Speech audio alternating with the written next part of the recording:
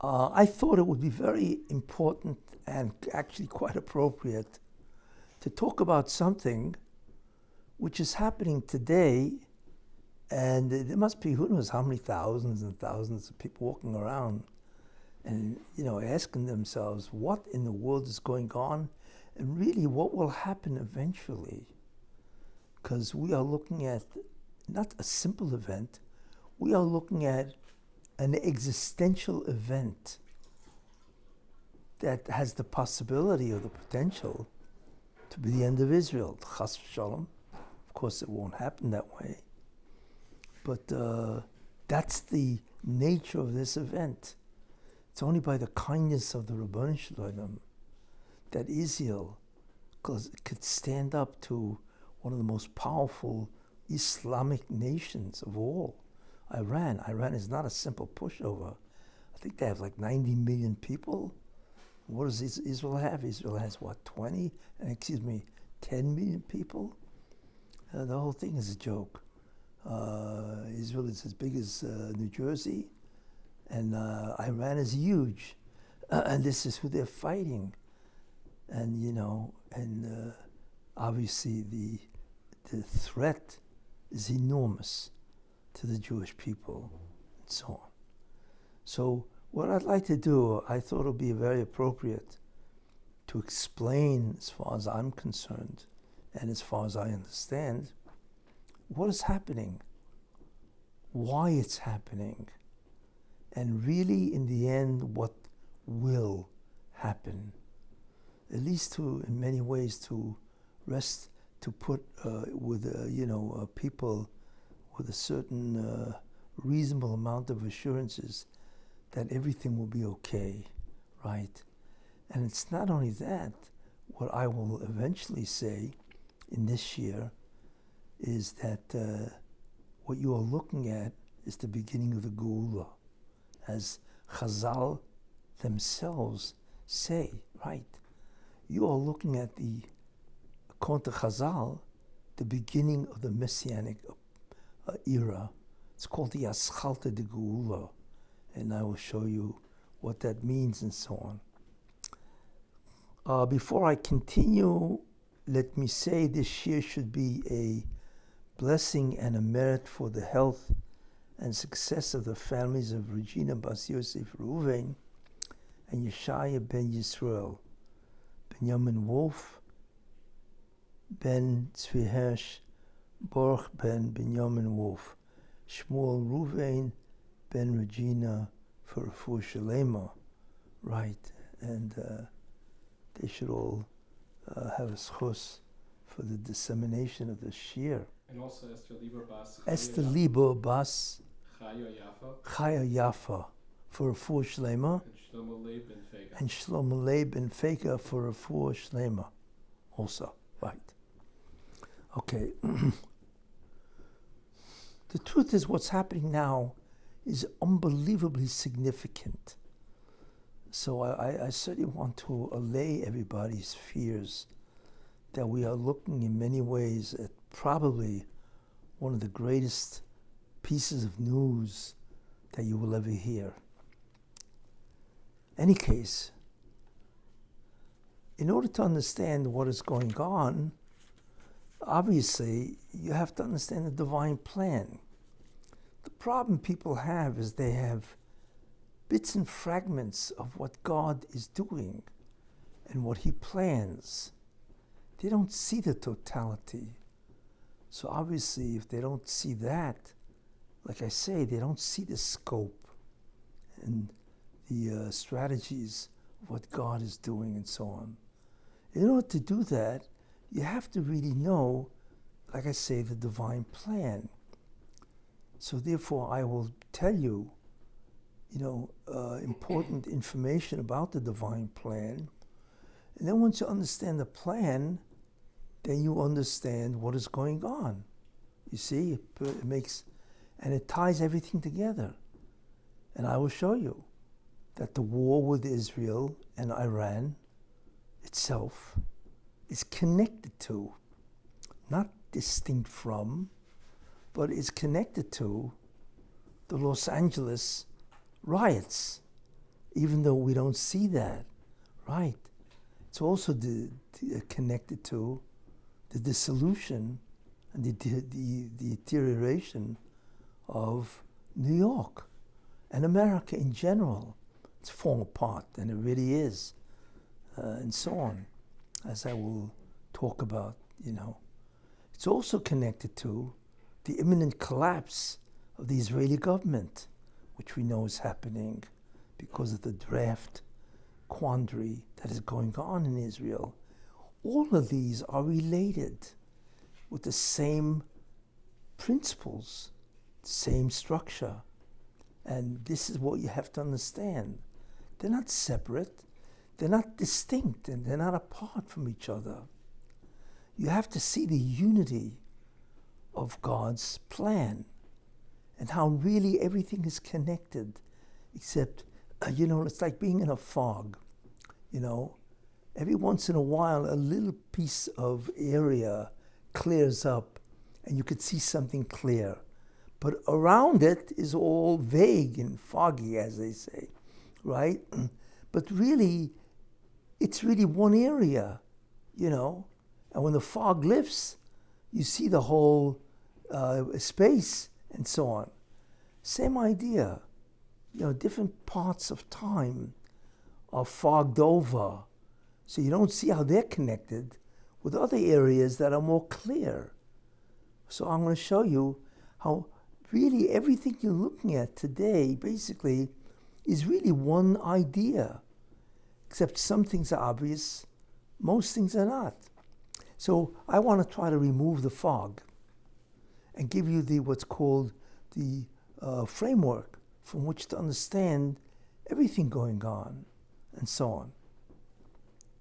Okay, so I will tell you certain information which is critical to understand in general, and you will hopefully derive tremendous amount of pleasure from this. First, and obviously the ideas that I say can be talked about and labored upon extensively, but obviously I can't do that. So I'm just going to mention different ideas as clear as I can, and not extensive, just to give you, some type of familiarity with some of these important movements in Hashkafa, in the divine plan. Okay, so how do we understand the Iran-Israel war? What does it mean? How will it end? And so on. And why is it happening?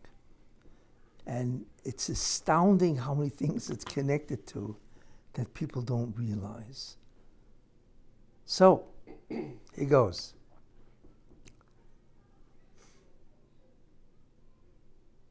After the sin of Adam, which I'm not going to go into, after the sin of Adam, the world entered a different stage.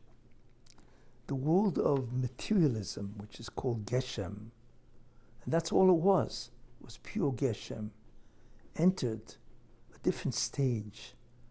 It combined with an angelic force called a Satan, who's a Malach, an angel, you see.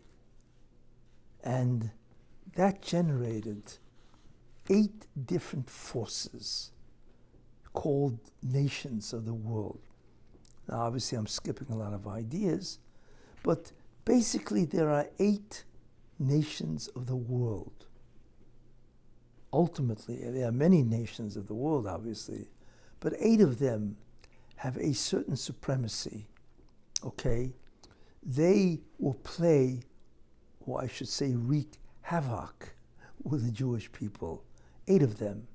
They are assigned to move the Jewish people along on the process of tikun. Now remember what tikun is. Tikun is repair, to correct, okay? And what must be repair?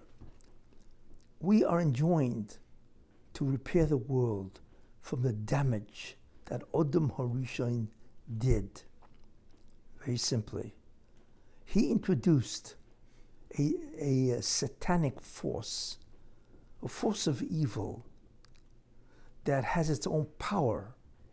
And he introduced that into the world of Geshem, materialism.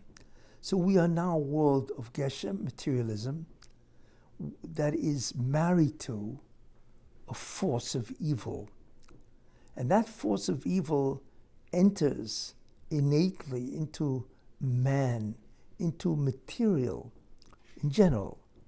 It introduced the concept of deterioration, decomposition, or death.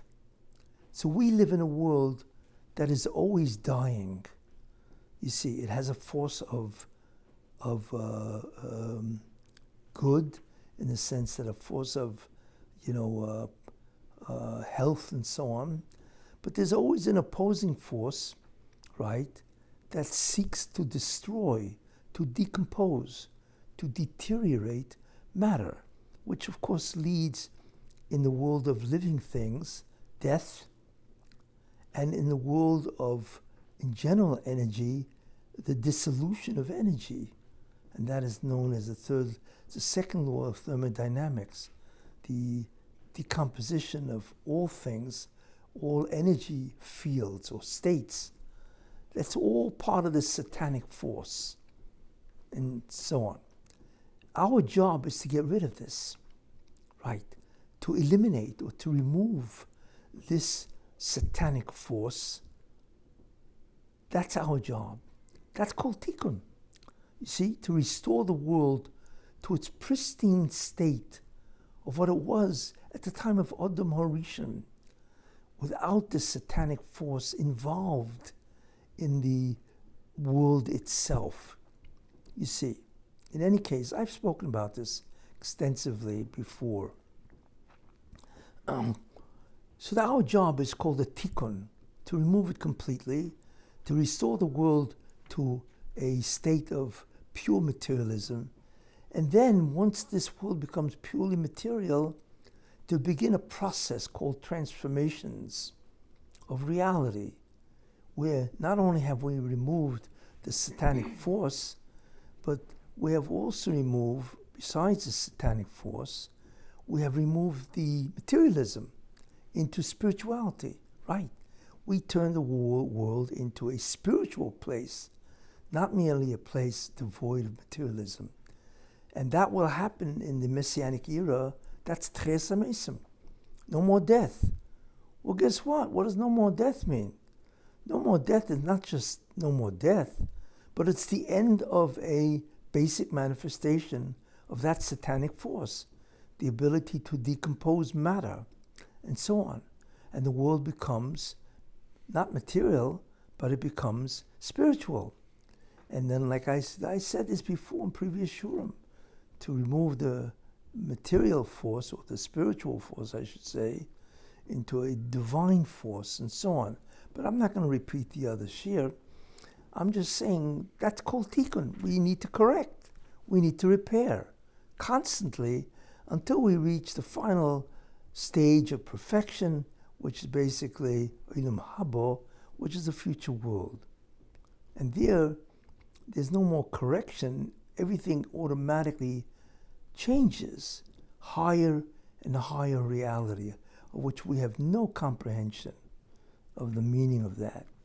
Anyway, but in this world, in order to remove that force, there are 8 opposing nations that keep us sort of like on the way. What are they? Well, the first one was Egypt. That was the first nation to oppose us. Okay, that's one. And then we have the 4 nations that oppose us, right? That are throughout the rest of history, basically. Who are they? They are Babylon, Persia, and Media, whatever, Greece, and Rome. And Rome, each one, Rome itself changes, but it's basically called Rome. Rome is Edom, or Esav, right? And Esav itself transforms into different subnations. But those are 4 So we have 5 altogether so far. Then at the end of time, the 3 major nations that will intervene with us, and they are the Messianic nations that will bring about the Messianic era and so on. Is the last one I mentioned was Rome, then Yishmael, which are the Arabs, or I should say the Muslims. And then what's interesting is there's a nation which isn't the true nation. It are the Jews that wish to rebel against Judaism. They oppose the rule of the Torah. They want to become secular like every other nation, but they want to remain Jews. But Jews not as Torah-abiding Jews, but as Jews that wish to become the same identity as any other nation. And they're called the Erev Rav. So they're not a nation, they're already a sub-nation, which is part of Judaism. Those last 3, Esav or Edom, that's what the name is, right? Which is today Western civilization, and which is composed of 3 sub. One is called Russia, second is Europe, and the third is the United States. Those 3 constitute the basic Western civilization, and they are known today as Edom or Esav, and so on. And the second nation I mentioned is Yishmael, which is Islam, which are basically the Muslims. Primarily, although there are different types of Muslims, the Arabs and so on. There are other types of Muslims. There's the Turks, the Indonesians, and so on. But that's who they are. Then the third nation, sub-nation, is called the Erev Rav. You have to focus on those 3, because those 3 are the ones that will usher in, ultimately, the Messianic era. So you got to keep that in mind if you want to understand. As we will see, which is very interesting, the word Islam, if you spell it in Hebrew, it's Aleph Samach, Is Lamed Mem, Lam, Islam. Okay. It's interesting that the word Islam has the exact letters as the name of the Satan, the devil. Every angel has a name. He has a role. Satan means an adversary, but that's his role. He's always an adversary, trying to trip you up. But he also has a divine name, just like Gabriel, Michael, Raphael, Uriel. They're all angels. They have their own names. Satan has his own name, and it's, I'll say it once because I don't like to mention this name, Samuel. Every angel has a name, and he has the name of God attached to his name, because basically what he is an agent of God. So therefore there's always an ale attached to his name. So the word Islam actually has the letters Samuel. Why? Because Islam and the Satan are basically the same thing, and I won't go into mention why, but that's important. The actual name Islam is the name of the Satan. In any case, which is interesting. Anyway, those are the 3 nations and so on, Second idea, which is very important, where do they derive their power from? These nations. Well, they all derive it from the Satan, right? In the beginning, which is very important, and this forms a feature, a fundamental feature of the Satan. It used to be that he was independent. Everything exists because the God's power flows to these beings. everything that exists is powered by God. What powers it? The spheres. The spheres are divine emanations that have the ability to create and power things. Everything is powered by the divine energy of the spheres. So the Satan used to be powered by himself, but his job is to corrupt man, to get them to deviate from the will of God, which is called a sin. So when man fell, when Satan, actually was a Nochash Kadmoni, the snake, right, tempted Chava, Eve, to sin, right? That's what he did, which of course was terrible and so on, Then God said that because he said to Eve, Chava, and Adam, because you accepted the advice of the Satan to eat from the tree that I commanded you not to eat from, your job in the beginning was to ignore his advice not to eat from that tree. So his influence, which is called Zoyama, would not enter your body, would not enter the universe. And therefore the universe would remain pure Geshem, materialism. But you took his advice, you ate from the tree, so his power now entered your universe. So your job no longer is to do what? Is to ignore his advice. Your job is to kill him, the Satan. You gave him existence by allowing yourself to believe in what he said is true. You must eradicate that. Mida keneged mida, you see. So the question is, wait a minute. How can I can ignore the Satan, maybe, but how do I kill the guy?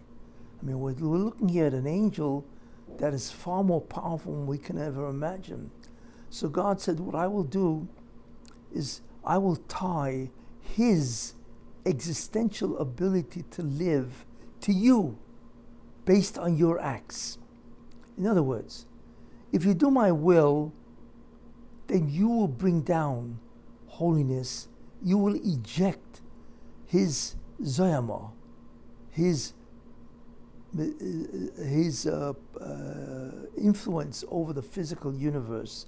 You will reject it, right? And he will not have a powerful source because he needs to be yonik. He needs your power source, which is the light of the spheres. That's what he needs to live. So if you sin, if you don't do the will of God, then he has no power source. However, if you sin, then he will derive that light that you would have gotten, he will derive and use it for his own existence, right? And he will be able to empower himself to do terrible things. So essentially, it's combat, right? And that's how you can kill him. In other words, you can remove all evil by doing the will of God. It's only if you don't do the will of God that you enable him to exist and to flourish and to be powerful. And what he can then do is give this power over to nations of the world to try to destroy you. There arises, I should say, the nations that I mentioned, the 8 nations of the world. They derive their power source from God. Everybody derives it from God, but they derive their power source from the Sultan himself. He is the generator to them. Where does he derive it from? From you, from your sinning.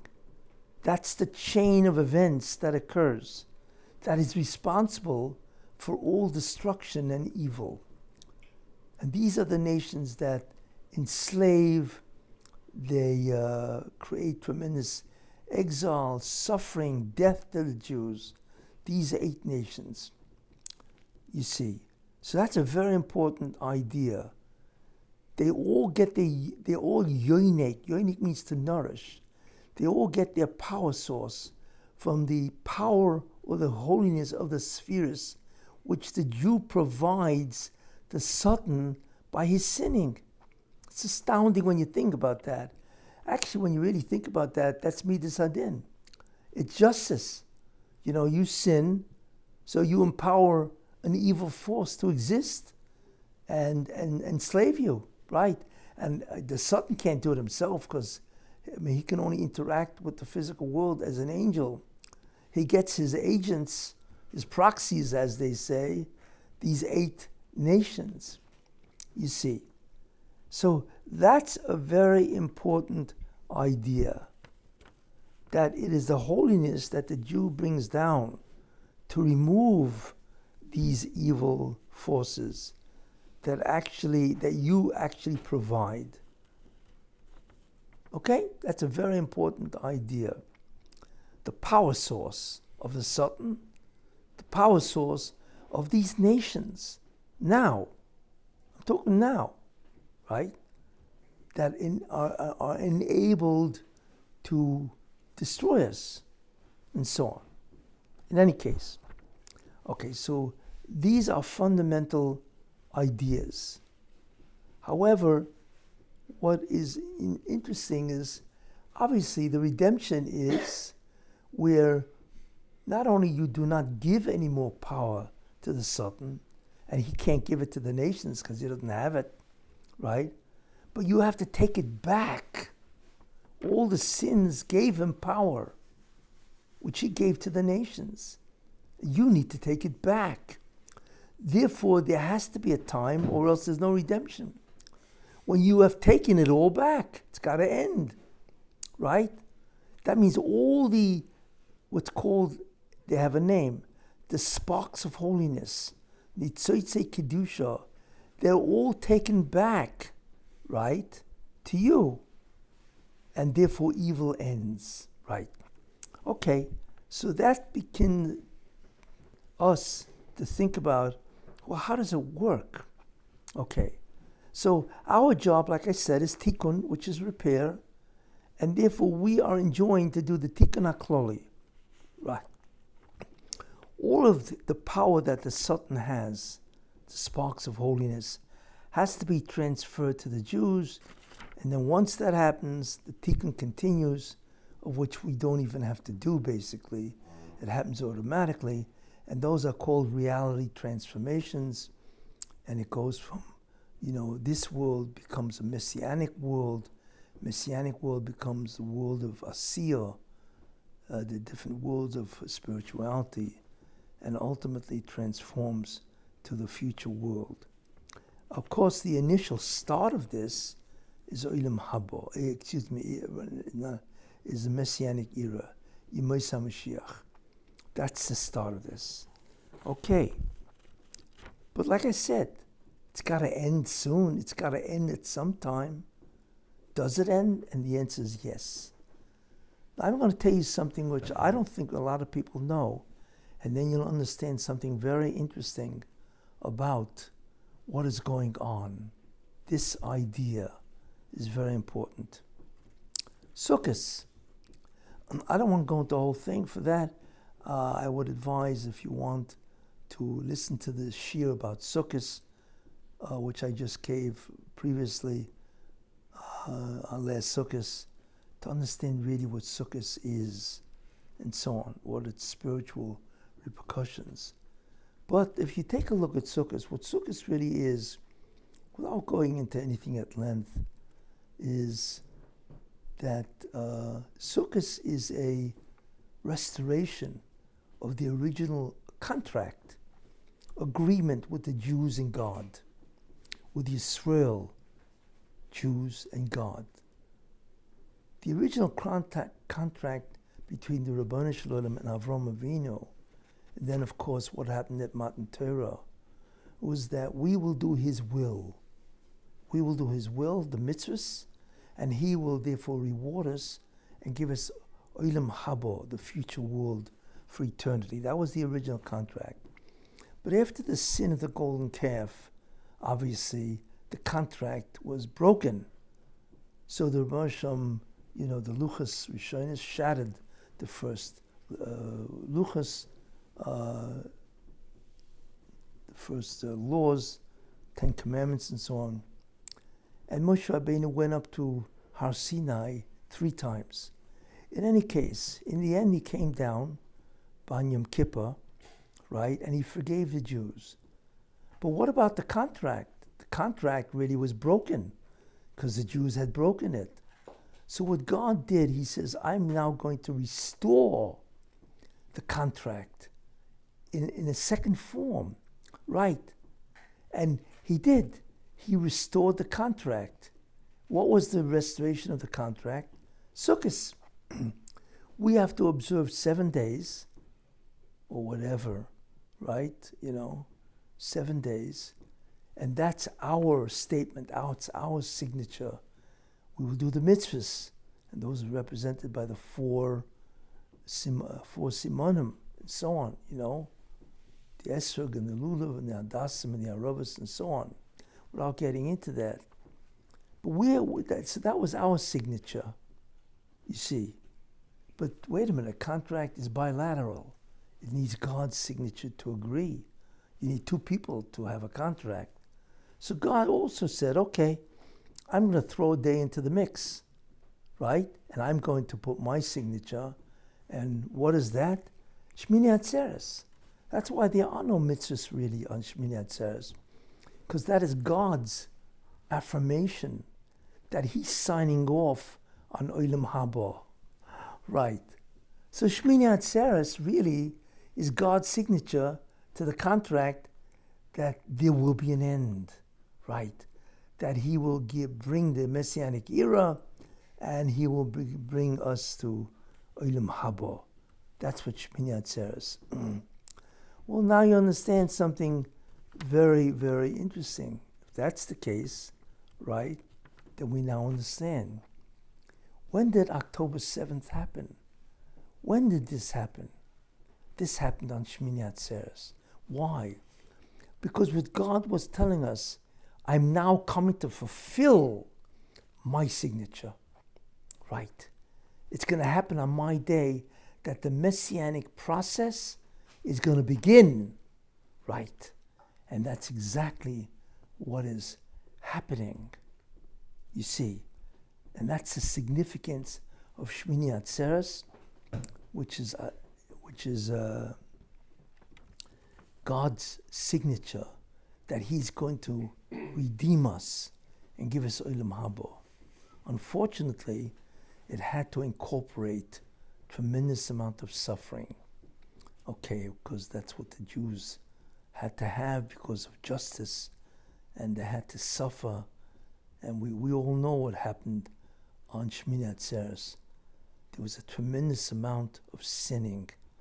I mean, it was astounding to hear some of the Averis committed, or what the Jews were doing, on the Chil Yontif, the desecration of the Yontif. But obviously it's not only that. God looks at the complete sins of the Jews, and he has to satisfy justice. And unfortunately, for the redemption to proceed, right, it had to have this type of suffering. And only God knows the exact cheshbon, which is the exact reckoning and so on, But whatever it was, someday he will explain it to us. But that's what happened. But what I'm saying is, Shmini Atzeres wasn't by accident. Shmini Atzeres is the beginning of the redemption, right? That is a very important message to us about what God is now doing, right? He is now putting in his terms to bring the redemption. Now you may wonder, really? It's incredible. That puts a whole different slant on October 7th, even though it's terrible and so on. Like I say, God will someday explain every aspect, the hostages, everybody that died and so on, the IDF and so on. He will explain. But this is basically what's happening. Now you may ask me, wait a minute, how do you know this? And so on. Well, in order to really understand what's happening, you need to know a medrash that is brought down by the Yalkut Shimoni, a very old medrash that is authentic. I mean, it's one of the most authentic of the midrashim, Yalkut Shimoni, and it has many midrashim that is not even extant, and so on. Here's what it says. It says this in Yeshayahu, right? Which really the second chelik, second volume. Okay, I think it's section 500. It talks about Mashiach ben Yosef. A whole section on Mashiach ben Yosef, which is fascinating. And here's one of the things it says. Okay, that at the end of time, this is a prophecy. Remember, the Yalkut Shimoni this medrash was written 2,000 years ago. It's astounding that they knew this. It says at the end of time, Paras, which is Persia, which of course is Iran, will war with Arabia. That's what it says, with Arab. Arabia will war with Arabia, and it will seek to destroy Arabia, right? And Arabia will then consult Edom, okay, and Iran or Persia will do what? Will begin to war to destroy the world. This is what it says, you see. And Israel, the Jewish people, will be frightened, and they'll go back and forth with tremendous fear. I mean, we're talking here about a lot of destruction and so on, you know. And then all of a sudden, and this is the incredible statement, all of a sudden, a baskol, a divine voice, will come out. Obviously, a divine voice, not many people will hear it, but it will happen. A divine voice will come out and say the following. Here goes. Higia zman geulaschem. The time of your redemption has arrived. This is God talking, by the way. All that I have done for you means everything, all that I have done in the sense of allowing Persia to frighten, to threaten the world, I have done for your sake, which means for the sake of Israel. Okay? And therefore this is basically the last war. It's astounding. So what God is saying, that at the end of time, Paras, Persia, Iran, obviously is going to have the means, right, to war with Arabia, which is exactly what it did. It sent, drones, if you recall, to Arabia and blew up a lot of their oil fields. Exactly. So, of course, they went to the United States to seek, being allies and so on. It's exactly what happened, right? And not only that, how in the world does Persia have the ability to frighten the world? And of course they do. Not only are they a major evil force, not just in the Middle East, but in the entire world, through themselves, through their proxies, through all the different, agents that they have throughout the world. Iran is one of the greatest evil forces, if not one of the greatest, in the world today. How many people have died since Khomeini, the original Khomeini in 1979, came into power? How many people are dead because of him? How much unsettling is there because of Iran? How much anxiety and pain and suffering has happened with guys like Khomeini, Soleimani, without going through the whole cast of characters of Iran. Look, we don't realize the pain that one human affects the world, let alone the millions of people that have been killed by Iran and the proxies, forget about it. I'm not even talking about North Korea, China, or communism, Russia. Just Iran itself has committed so much crimes, it's almost unimaginable, right?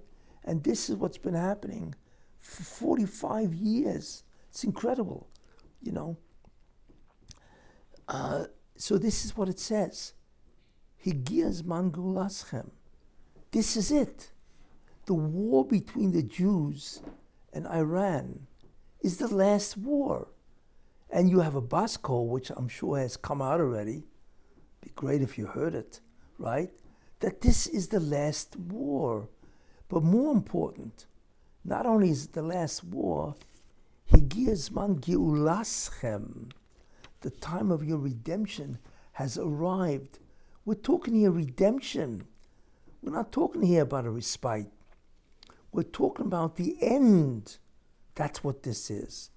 And of course, it was initiated, this whole war against eventually Iran, because it's been, of course, generated by Iran on October 7th, which is Shmini Atzeres.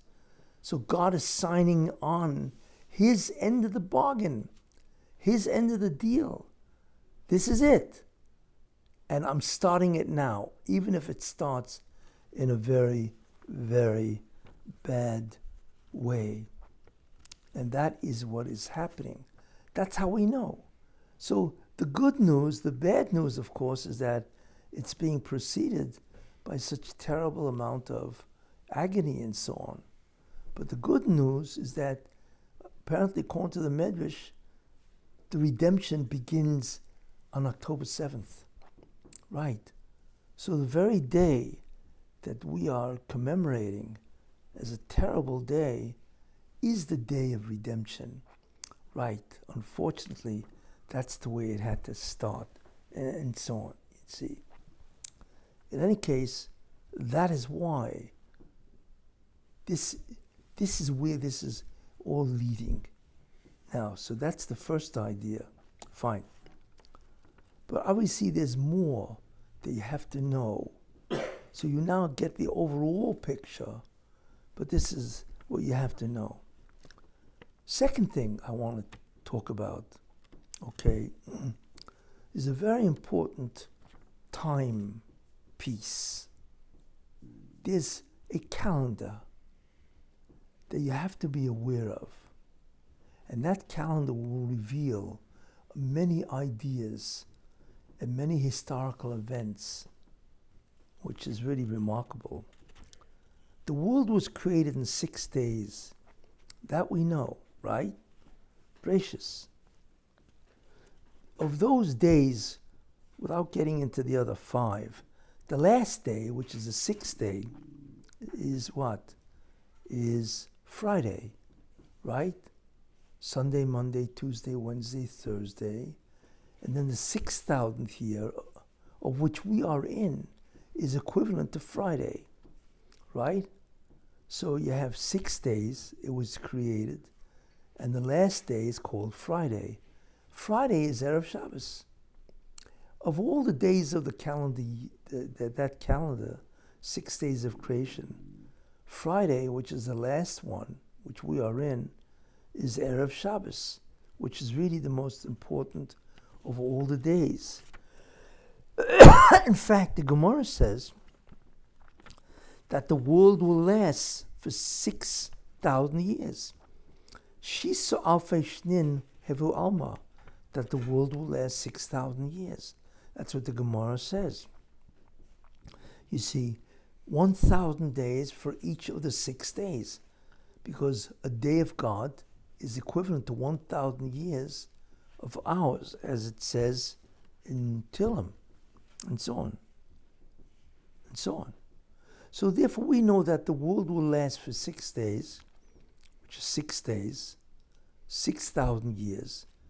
That means the world will end in the English year 2240, which happens to be 215 years from now. So most of the world's time has ended based on this accounting. Okay, so that's important. Now, if you take a look at this calendar, right, 6 days, 6,000 years, we are in 5,785. So there's only 215 years left to go. Not much time. And the Messianic era has to begin before, and it has to end in the English year 6,000, which is 2240, right? That's when it ends. So we got to get into it, right? And then go through it, and then it ends. So we don't have much time, because the Messianic era itself is astounding, right? So all we have is 215 years to get into an astounding era. That is why we are seeing the rapidity of events happening. Right. So there are many important years of the last day, Friday. The first one, which I will just briefly say, the first one was Friday, the beginning of Friday, which is the English year 5,000, which is 5,000, right? Because 5,000 years have passed. Friday, right? And the English year of 5,000, which is Friday, Thursday night actually at 6 p.m., is 1240. And the Zohar says something very interesting about that, which I will not dwell on. The Zohar says that at the year 5,000, which is Friday, the beginning of Friday, right, the English year 1240, the Messianic light will come down, right? The Messianic light will come down. Why? Because it's Friday. It's Erev Shabbos. That's when 1240, 5,000 is, which is incredible. Did that happen? And I will just very briefly say it and so on, you know. Yes, because 1240 basically is the beginning of science. That's when Roger Bacon, right, Roger Bacon lived, that the people consider the beginning of the scientific method, where they got away from Aristotle, right? That was the real beginning of science around 1240, and Roger Bacon lived in 1240. So that's the beginning of science. And science is the messianic light of the secular world. It's really what it is, by the way. It's not just secular knowledge. The secular world itself has messianic information. And Roger Bacon was the beginning of science, and he lived in the year 1240. You know, and the Zohar says that the messianic light will come down in the year 1240. And not only that, not only for secular information, but also, right, when you think about it, that's when Kabbalah started. And Kabbalah is the messianic light of Judaism, right? That's when the Zohar discovered in 1292 or whatever, and the same thing. So the inner meaning of reality, whether it be Kabbalah on the part of Judaism or science on the concept of the worldly knowledge and so on, actually started around the year 1240.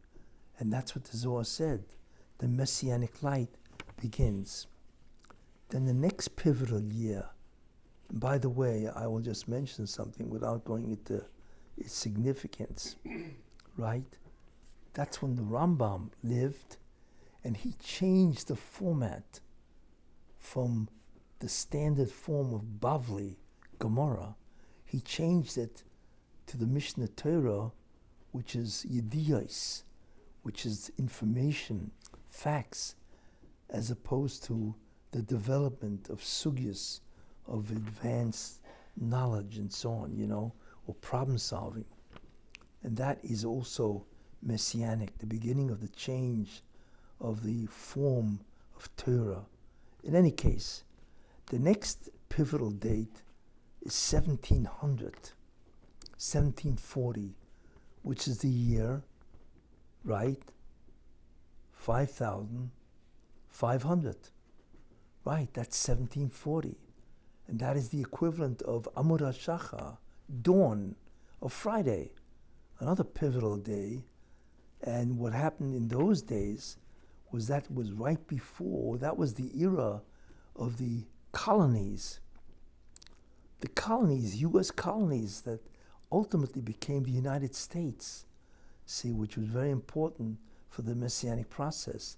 And in Europe, it preceded the French Revolution, which is the whole beginning of Renaissance and Reformation and so on. Without getting into all that, it's another pivotal time period. The next pivotal time period was 1840. 1840 is 5,600, which is the equivalent basically of Netzach Hama, sunrise. Again, Friday, right? And the Zohar says specifically that it says in the 600th year of the life of Noach, the waters of heaven, the windows of heaven opened up. So from here we learn the Zohar says that in 1840, right, which is 5,600, which is the 600th year of the 6th millennium, the windows of heaven opened up. What is that? That is the Messianic light will begin to come down in tremendous surge, right? And what is that? That is the Industrial Revolution that changed mankind, right? That became the unbelievable flow, right? 1840, Michael Faraday, industrialization, science, physics, and so on, all began around that time. So that is also very pivotal. And then that's the whole Industrial Revolution, and so on. And then we come to probably one of the most important, and that is, remember, it's Friday, but 5,750, not too far back, 15 years ago. Not 15 years ago. I mean, it's 35 years ago, right? That was the equivalent of, that's 1990, Chatzos. Chatzos is Friday of noon. Wow, that's incredible. Friday noon. Remember, Friday is the last day, and it's noon, which means the sun now begins to, right, turn west, to descend, never to rise again, because it's the end. It's right before Shabbos, right? And Shabbos is the year 6,000. So therefore, what we see is Chatzos on Friday, which is 5,750, which is 1990, or really 1989, right, is midday of Friday, when the sun sets, never to rise again, you see. And that has to be incredibly significant. Was it? Unbelievable. If you recall, that was the end of communism, 1989, or whatever. It's the end of communism. Not only that, it's the beginning of the internet. Unbelievable amount of science and progress was made and so on. But what's probably more important, right, is it says the pasuk, Li'es erev yihyeh or, the Navi, at the time of evening, Li'es erev, at the time of evening, yihyeh or, there will be light. What does that mean, there will be light? That's Yemei HaMashiach, right?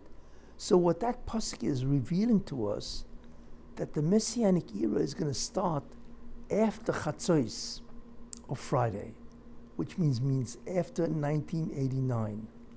That's when the Messianic light really will begin to emanate. And what do we find?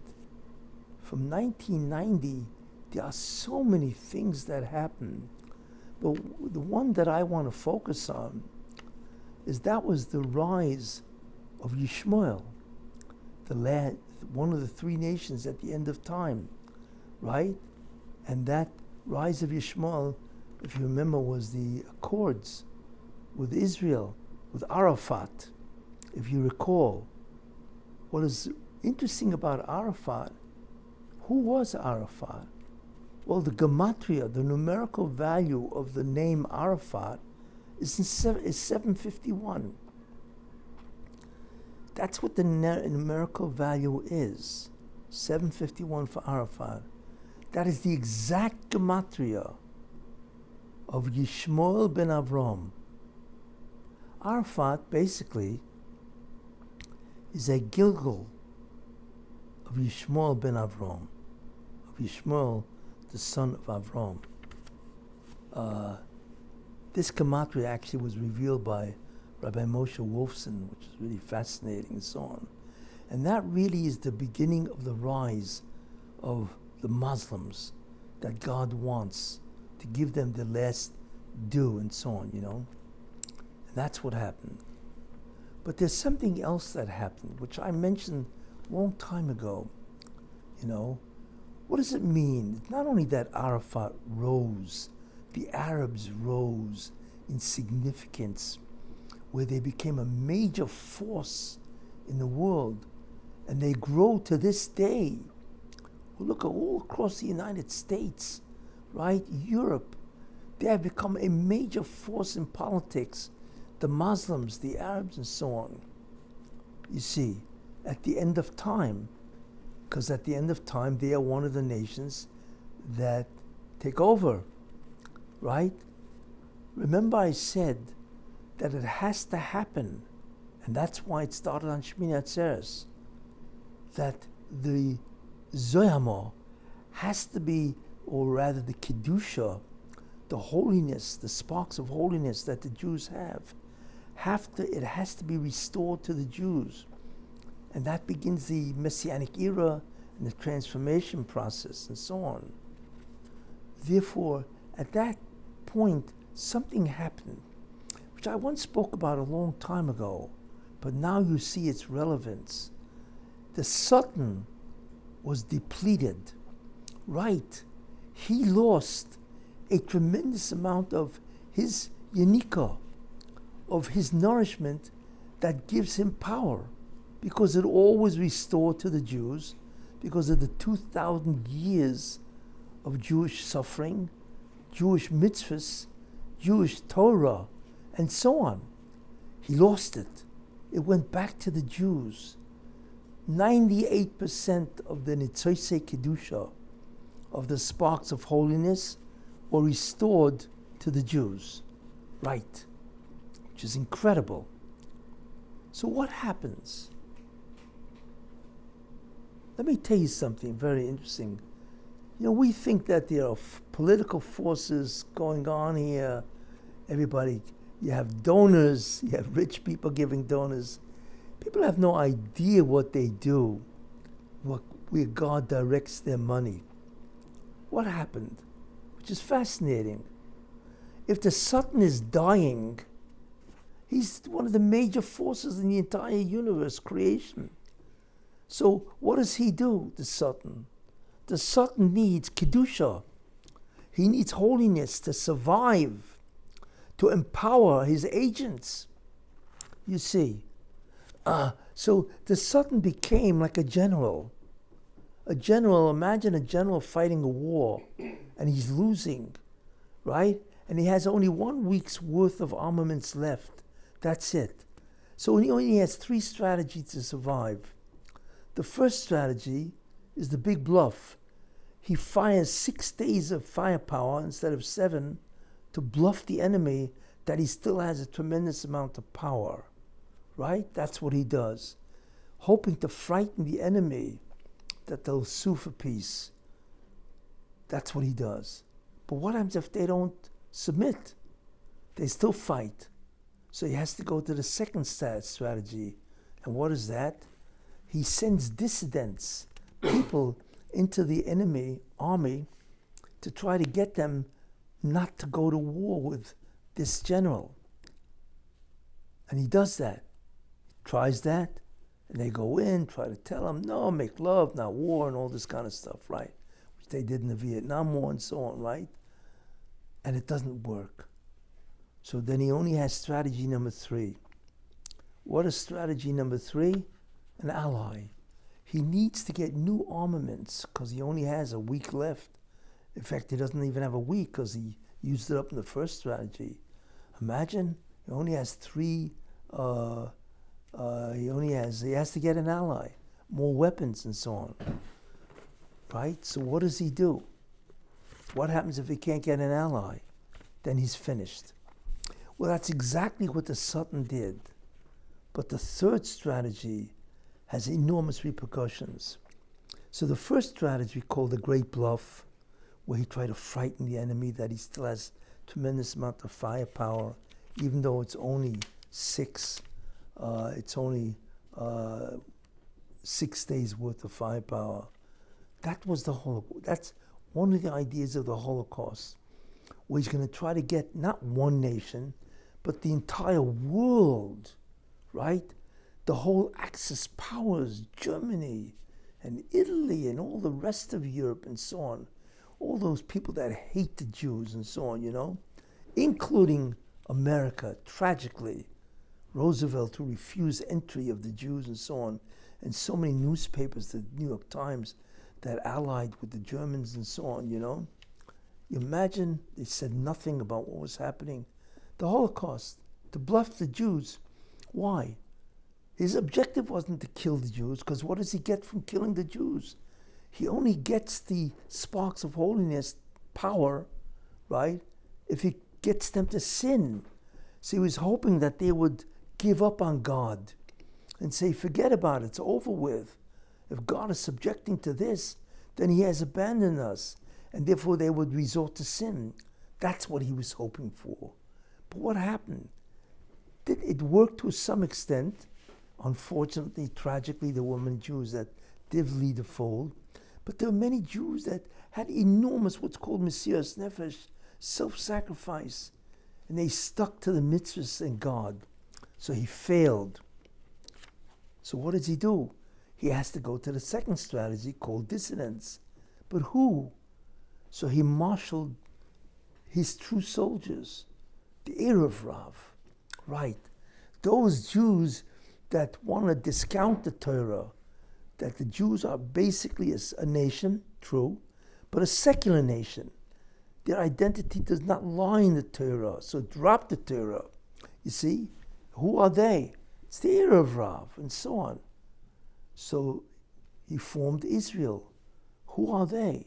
The Erev Rav, the Zionists, who only believe in a secular state called Israel and to imitate other nations. Forget about religion. And we all know what happened at the beginning, where they took away Jews, so many Jews from their religion and so on. So he was hoping that that would destroy Israel. The Jews themselves, right? And they did. They took away so many different Jews and so on. But ultimately, he failed. Not only that, not only Zionists, but also the Reformed, the Conservative, the Reconstructionists, the Hashkafa, secularists, and so on. He tried to use them all to destroy their allegiance to the Torah itself. But he failed. So what does he do now? He's dying because he needs the sparks of holiness, right? So who does he go to? Well, who's he going to go to? He's the only one that can collect the holiness of the Jew if they sin. Nobody else can. And he's the one that doles it out to everybody else. But the truth is, there is one nation that can take the Kedusha directly from God and not have to go to the Sultan. Who's that? That is the Muslims, Islam. Why? Because Avraham Avinu said, when God said that Yishmael, that Yitzchak would be the one to carry on the name of Judaism and not Yishmael. So Avraham Avinu said, Lu Yishmael yichyeh lefonecho, Alavai Yishmael should live before you, which means that he should live before you and not have to derive his power from who? From the Sultan. God said, okay, I have heard your voice. So therefore Yishmael, if they are righteous, if they do good, they take down Kedusha, right? But they cannot do tikun to the Bria. They cannot rectify creation, but they can take down Kedusha directly from God, the Shekhinah, and not from the Satan. So therefore, the Satan goes over to Sar Shel Yishmael, to the angel of Yishmael, right? Because he's the one in charge. And he says, listen, I'm dying. I need your power, right? Give me some of your power to survive. So the Sar Shel Yishmael says something very interesting. He says, okay, I'll do it. I'll give you some of my Kedusha so you can survive. But there's a deal here. What's the deal? The deal is that you, my guys, have to be the top, not yours. Until now, you've made Edom, Esav, right? The chief of Edom, right? Oh no, I want my guy Yishmael to be the head of Edom, right? And did the Sultan agree? Of course he agreed. He says, yes, okay, that I will allow your guy Yishmael be the chief, not my Edom. Wow, it's incredible. So what happened as a result? So that's why he made somebody who really is a Muslim. Who's that? Obama. Did you ever notice what went on with Obama is miraculous? He was hardly a senator for a couple of months. How did he become president? Not only that, he's black. You know how hard it was for a black person to become a president? Not only that, he won both houses. Incredible that he was able to win both houses, which gave him enormous power. You see, because that's the deal that the Sultan made with the Malach, the angel of Yishmael, the chief, the prince of Yishmael, that I want my guy to be the guy. And that was Obama. Obama is really a representation of Yishmael, Muslims. And now you know why he bowed before the king of Saudi Arabia. That's really who he is. Let's see. So he was president for 2 terms, which is incredible, because he had to deal with the Sar of Yishmael, that you want my power, then you need to put my guy in charge. And he was. The first thing he did was go to Egypt and make that speech that we will be behind you and so on. Explains his behavior, and that's why his whole cabinet, that's why his whole government is Muslim. If you think about that, we have no idea how many Islamic guys invaded his government. Tremendous, people, because he's a Muslim. That's why. But in order to make sure that he would continue, right? So his guy, Biden, became his 3rd term. That's really who Biden was. Really. His 3rd term. Because the deal that the Sultan made with the angel of Yishmael included a 3rd term. And therefore he became a tremendous representation of Islam. And we see how many times, how much money did he give to Iran? How much money did he give to Iran? And nobody understood what in the world is going on. How many people did he have who are behind Iran in his administration, right, during his term? Hey, he was a carbon copy of Obama and so on. You see, that was the deal, all from the fact that the Sultan is dying, because in the end of time, it has to happen that the Sultan dies, but not yet. Sultan is a very, very intelligent angel. And unfortunately, he made a deal with Ishmael. And now you understand why Islam is the name. He gave his name, Samuel, to Ishmael. He actually gave his name, right? He is now identified with the Muslims, not with Edom, although I'm sure he's still with Edom. But the chief now is Islamic and so on. And that's why they have achieved so much unbelievable political power, political ascendancy, and so on. Right, and we're talking about what? We're talking about the money that people give Hamas and Hezbollah. I mean, just incredible. Iran, where did they get this hatzlocha, the success? And you're looking at it, this is what's behind the political forces and so on, This is what's happening, was happening so far. But something happened, which is interesting.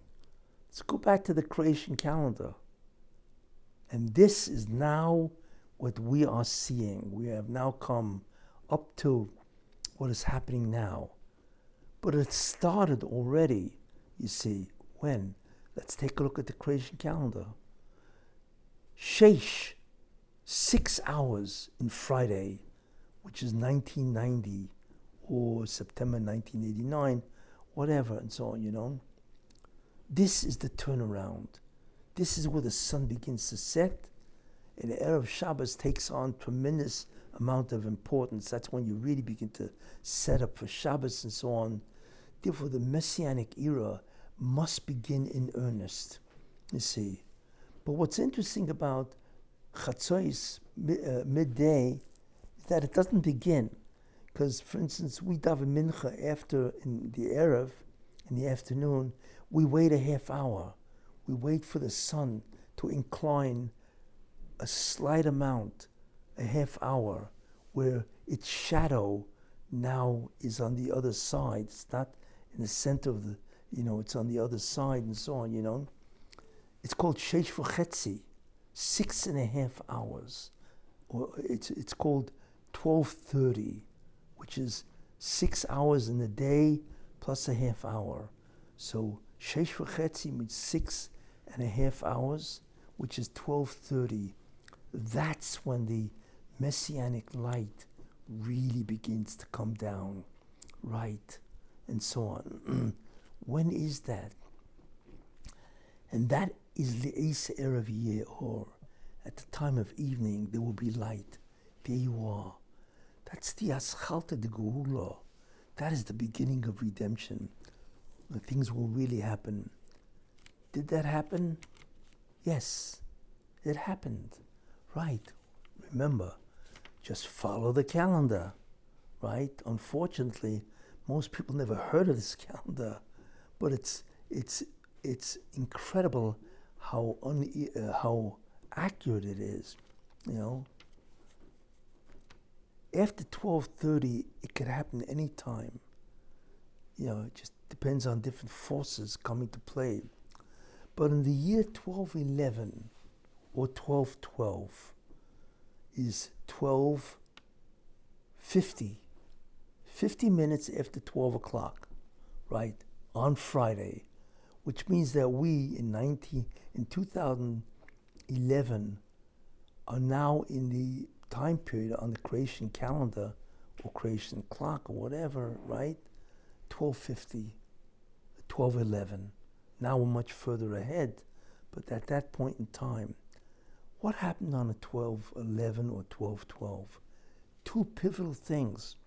Remember, Yishmael must fall. And the same thing with Obama, same thing with the United States. This is what happened. Yishmael ran out of Kedusha. Not just Edom or the Sultan. Yishmael, because even they only have a limited amount depending on their acts. But if they act like barbarians, terrible people, Rishon Gemurim, right? And what are we looking at? ISIS?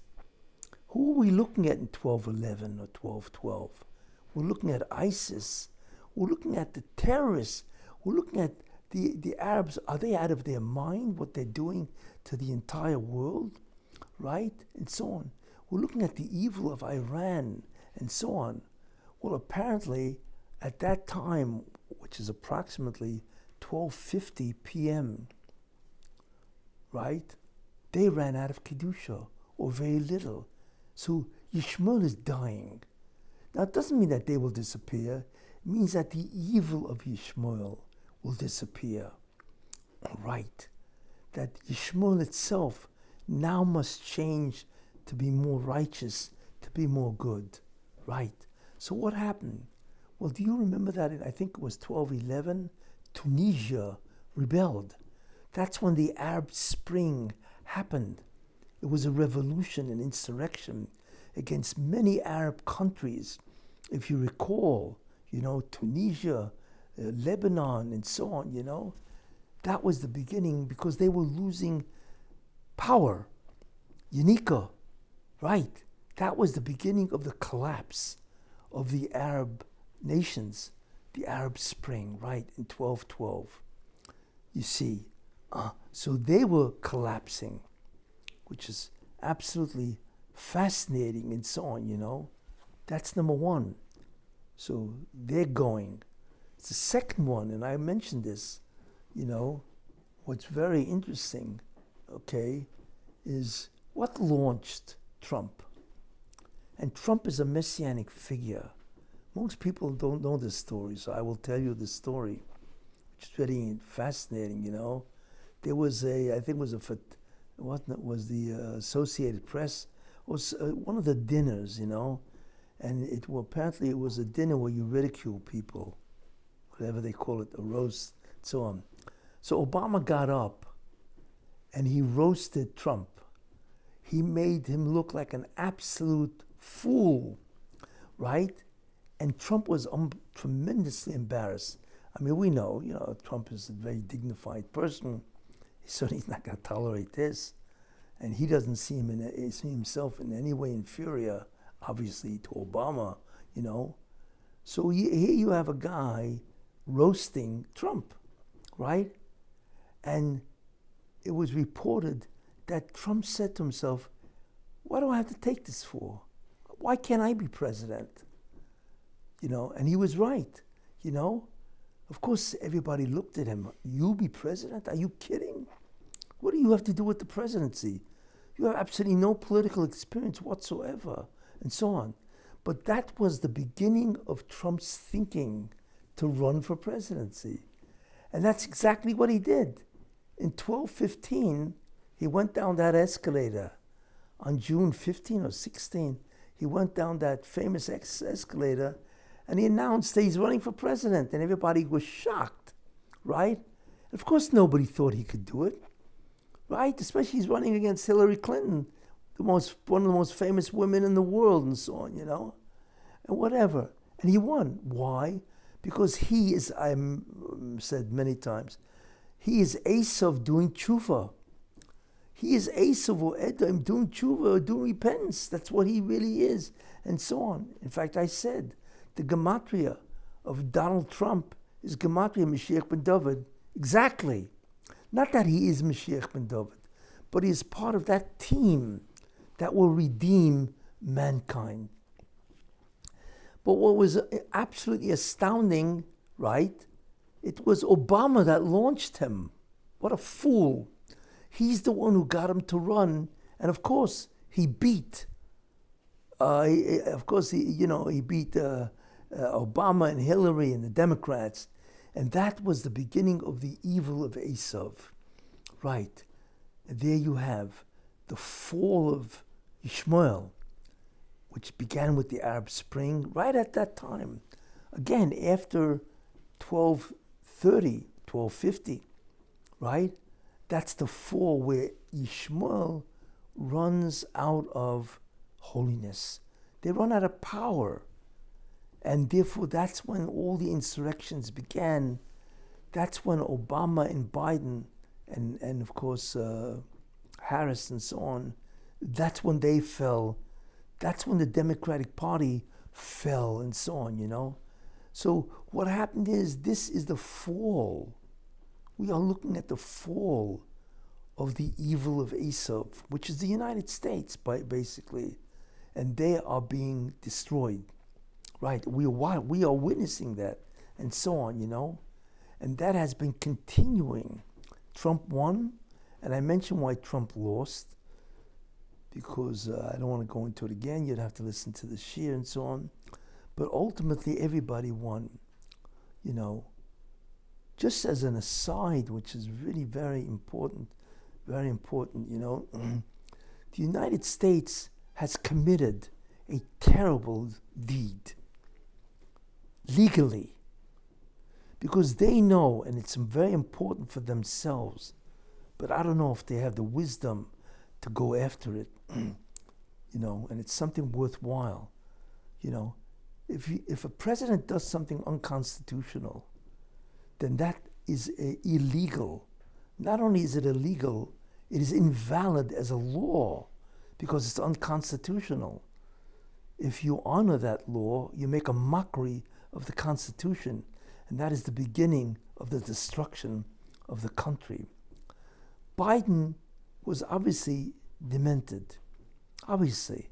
He could never run a country like the United States in his state.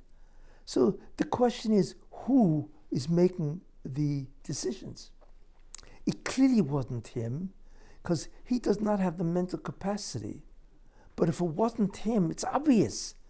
To any 10-year-old would be obvious. He can't make a decision based to run a country as complicated. So obviously somebody else is making the decisions. Literally. Who? But the real thing is that, wait a minute, he's the only one that can do it legally. Constitutionally, nobody else can do it. And if they do it, it's illegal. It's invalid. That's the law. So the United States knows that. They know that a great deal of their laws were made illegally. And they are invalid according to the Constitution. So how do you allow it to stand? This has to be investigated because it's a fundamental stab in the back to the United States legal system. You see, that is a potential devastation to the United States rule. It is. And maybe that's why they don't want to investigate it. But they have to. This is a major scandal. And those people that allowed these other people to run the country illegally and the laws were invalid must be arrested, right? They committed treason. That's exactly what treason is, you see. I just mentioned this because this is a major scandal that can create enormous problems for the previous administration because they have done a tremendous amount of evil. There is so much pain and suffering that they have given the American people. It's just incredible how the Congress, which itself is at fault, has allowed them to get away with it. How do you allow 20 million people, illegal immigrants? They're all illegal. That's the law. So how do you do nothing? Okay, now Trump is trying to deport. But how did Congress allow the president to commit a heinous deed by illegally allowing criminals?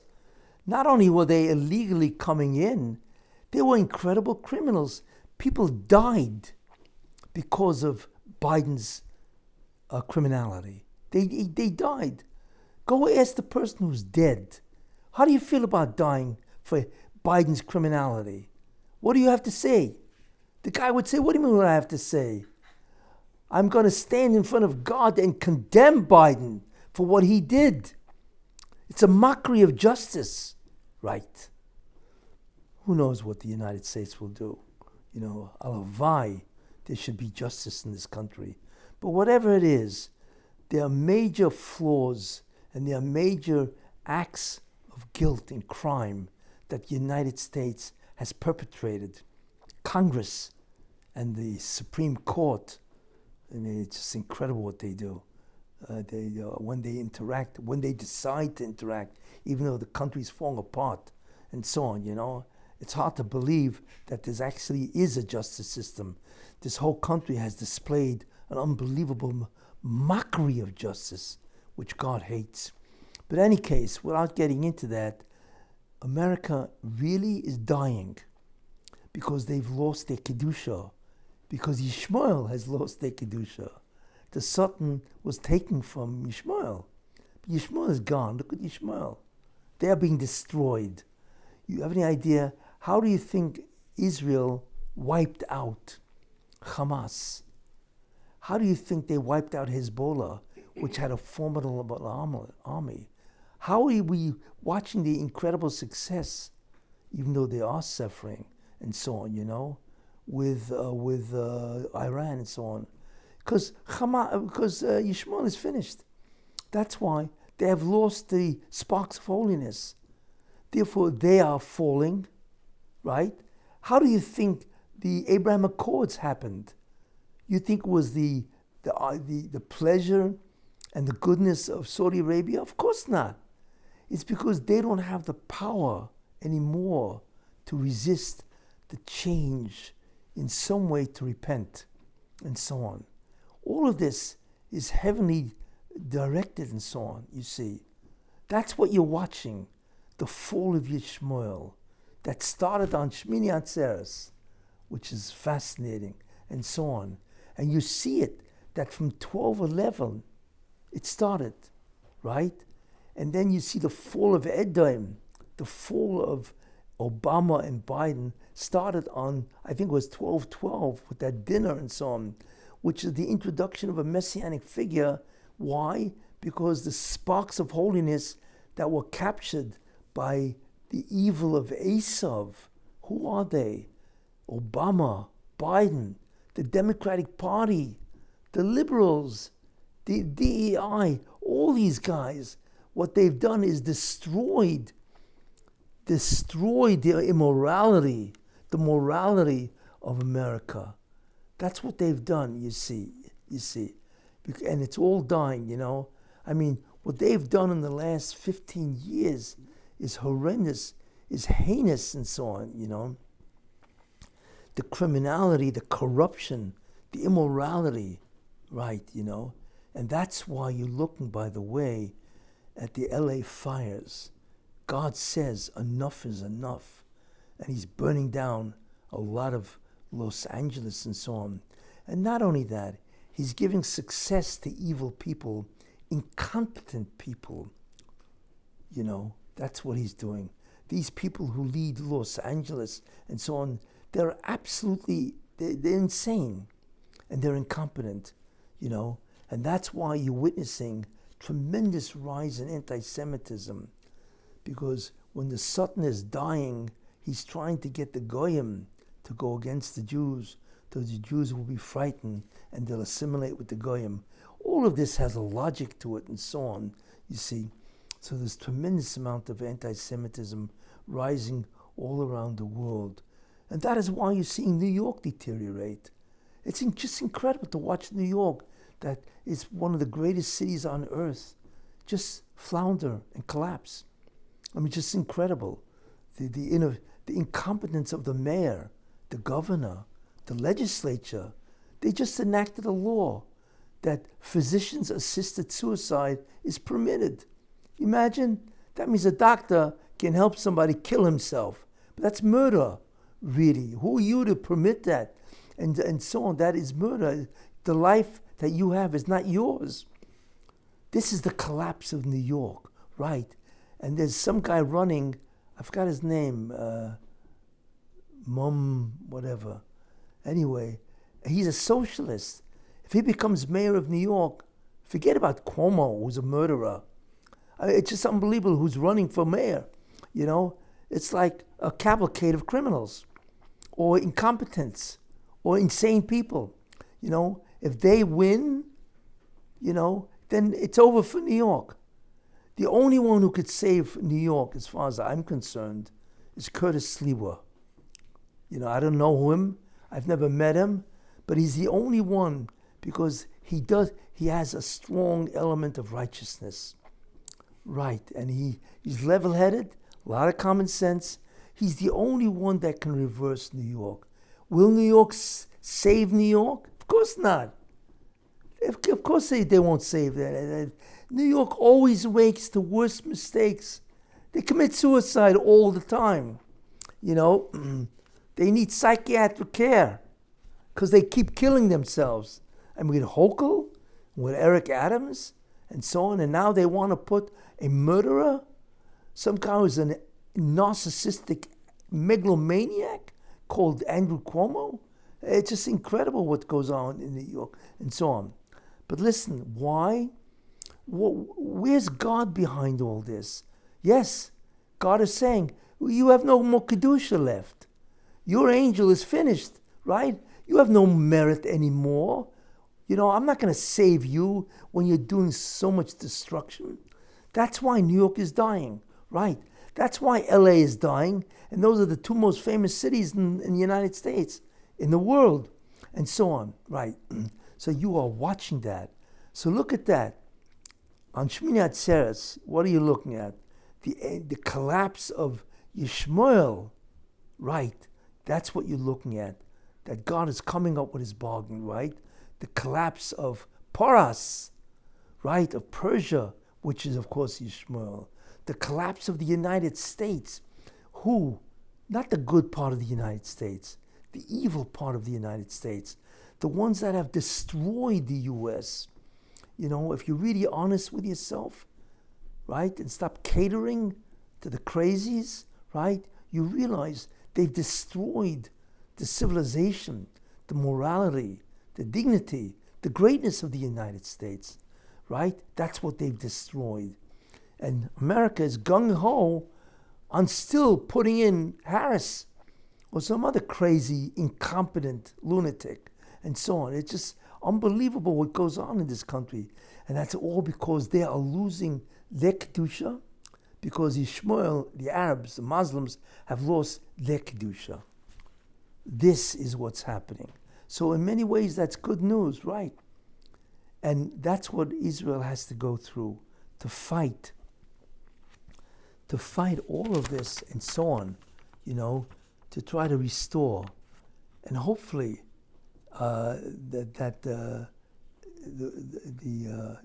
Trump will be able to reverse the damage and the enormous shame and destruction of civilization that these people have done. Before I end, however, I want to mention one thing which is very interesting. You see, there was something standing in the way. Whenever the Jews sin, it always stands as an obstacle to a merit that they should get. What God dismissed, which is thank God for that, is Friday there was supposed to be a parade, the Gay Pride Parade, and it was canceled. Thank God for that, because that would have invited a terrible disaster. Maybe that's one of the reasons why Israel is being punished by being subjected to death at the hands of Iran, you know, because they wanted to have that Gay Pride Parade. But thank God it was prevented. So fortunately, that did not stand to impede the success of the Jews, you know, against Iran, because they need all the merits that they can get, which is very important. But there's one thing I want to mention before I sign off. Trump is making a tremendous mistake.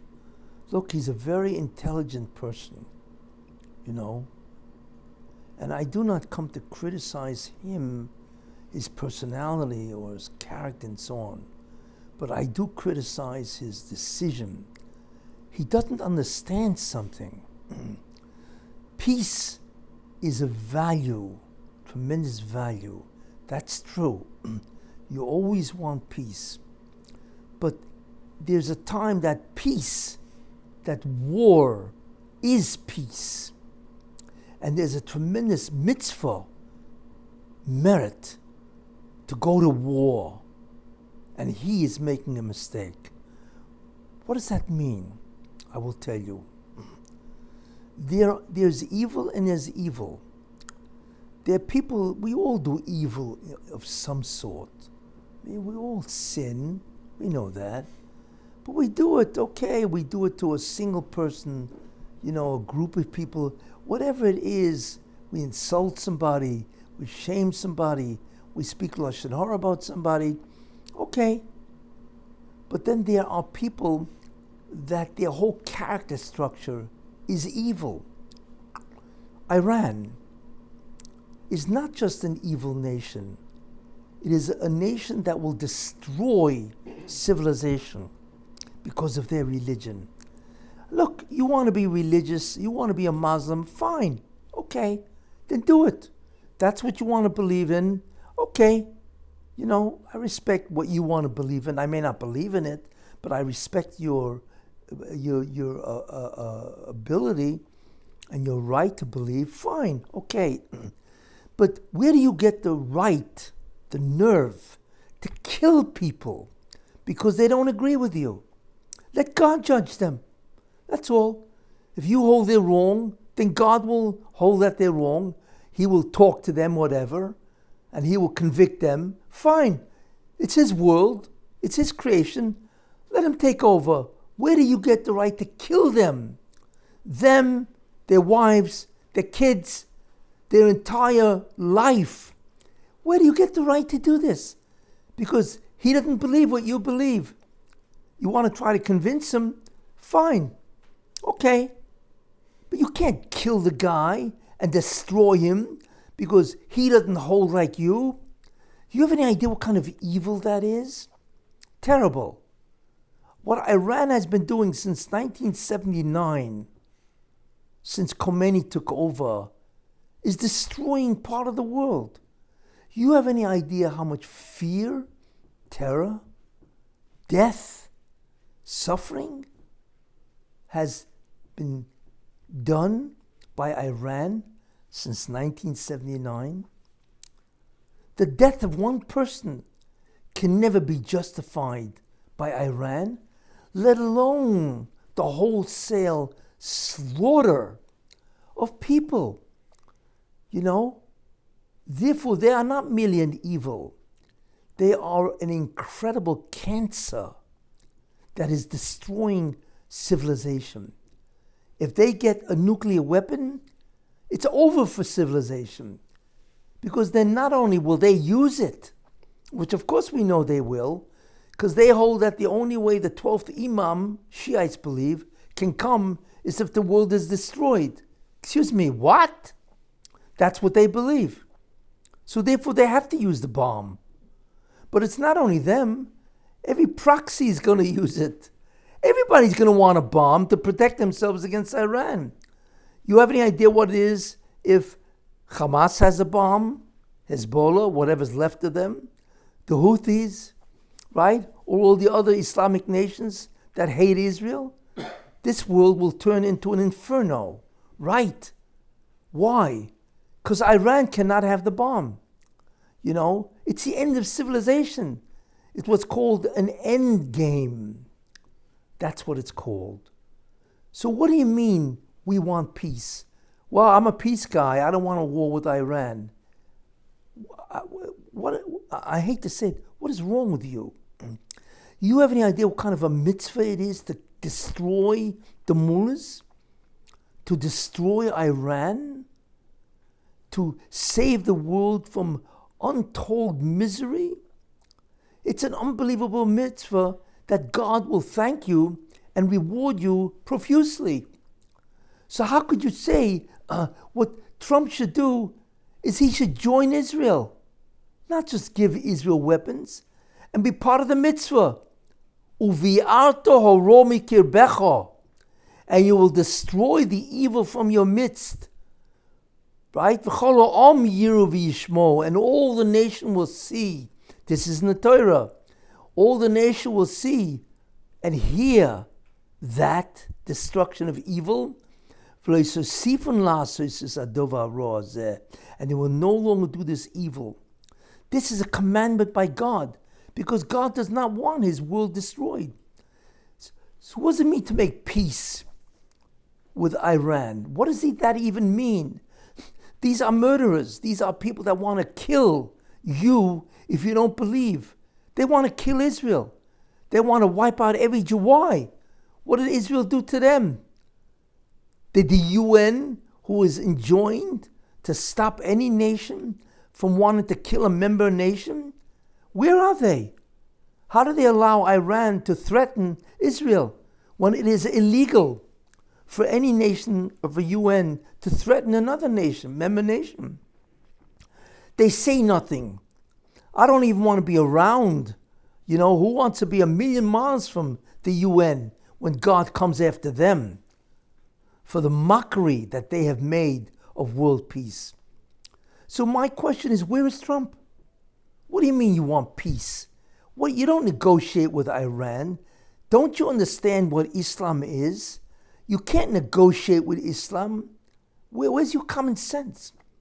There's certain things that will never change, and you know that.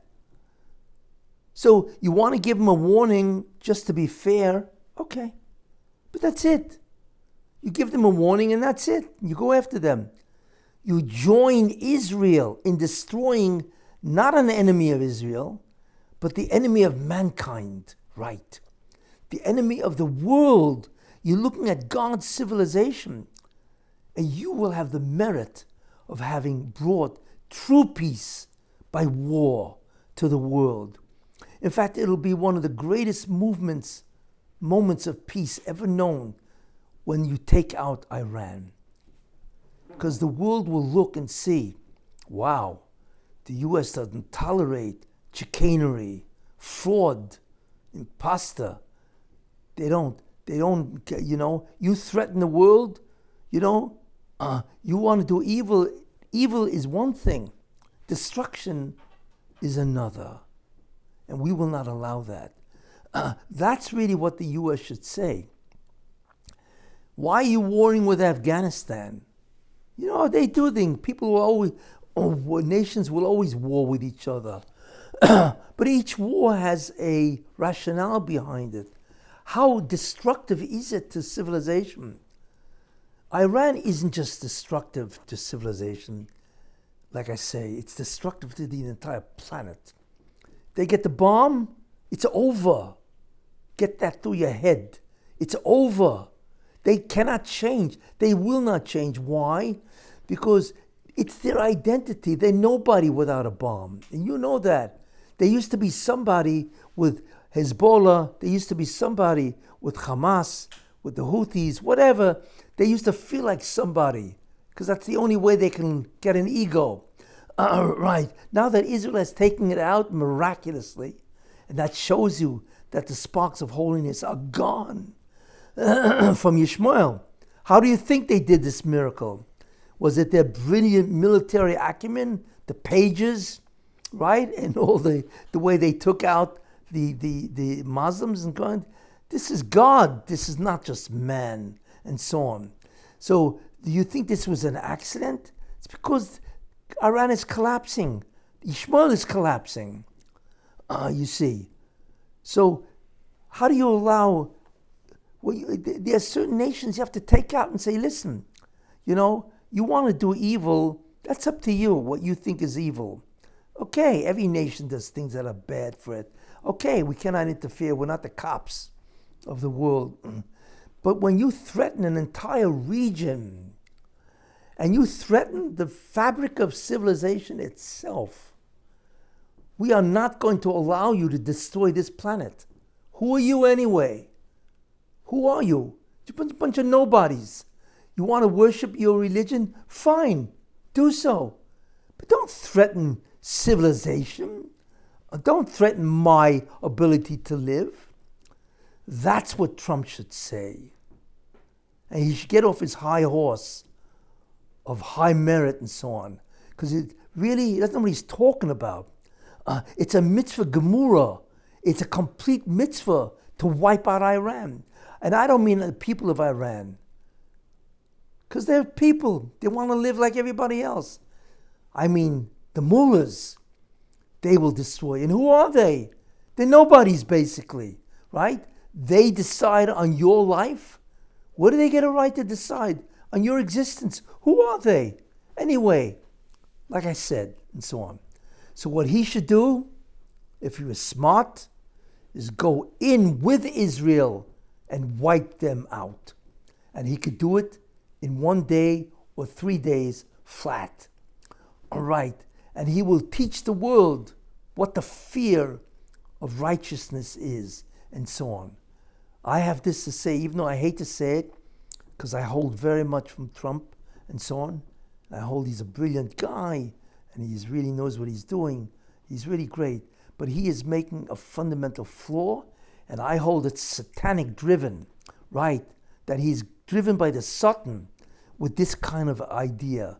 He's aiding and abetting one of the most evil regimes ever known in terms of the amount of mayhem and murder and torture that they do and that they've done, who they've killed in Iran. And not only that, it's more than that. They enslaved their entire world, nation. Iran is slaves. Why? Where did the mullahs get the right to enslave a country? What do they have? I think 90 million people? Where did they get the right to enslave 90 million people? I don't care what they believe. You ever know what kind of sin that is? 90 million people are slaves? For what? Where did they get the right for this? Who are they? So where are you? There are certain causes that you must do. And not only that, guess what? God is going to talk to you after 120 years. And believe me, you're not going to like the discussion. Right? Because you had a chance to honor him and to honor world peace and to display some sort of real common sense righteousness. And you didn't. What do you think he's going to do? And believe me, he doesn't take bribes. And he couldn't care a whit if you were president of the United States. He expects you that have the power. In fact, that's why he gave you the power. Why do you think he saved you in Butler, Pennsylvania? To do what? To make America great? America's only one nation among 8 billion people. He cares for every person, not just for Americans. You know? So stop thinking, although you have an obligation to save America, which is true, because you're the president of America. But he doesn't only love Americans. He loves mankind in general. Not only the Jews, of course, but he loves mankind in general. So he saved your life to save his world, not just to save America. So why do you think that you only have to save America? Now, of course, you don't have to save everybody. That's true. And therefore, you are right that peace is required. And therefore, it requires you to try to negotiate and not start wars. But there are times that God says, you need to go to war.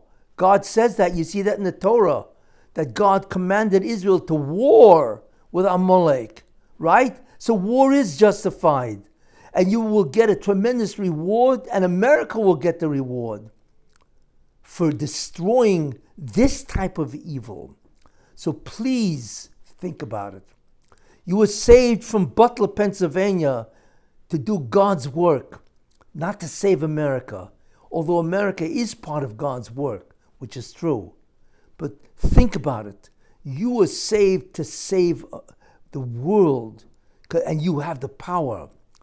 And you don't want to have to sit down with God and have a conversation with him. Where were you when I saved you from that bullet and I gave you the power of untold success? I saved you from every indictment. You have any idea what kind of miracle that is, to get away from the entire array of the government forces to try to destroy you? It takes a God to save you from all those kinds of indictments. Right. Why? Because I decide, God says, who lives, who is in power, and who will succeed. And I picked you to be an agent of salvation for my world. So you need to do the job. Get rid of them. Because not only will you save the world, you will save my chosen people. Right. And you cannot even begin to imagine the reward that I have in store for them and for you and all those people that would aid and abet you to get rid of the evil. Be smart. You have an unbelievable, once-in-a-lifetime opportunity to do this. Please, for your sake, do it. Don't renege, and don't, just lax off in terms of doing this great deed and so on, Go in with the Jews, wipe them out. And I don't mean the Iranian people. They have a right to a nation like every other nation. Get rid of the Muslims that want to destroy my world. Thank you.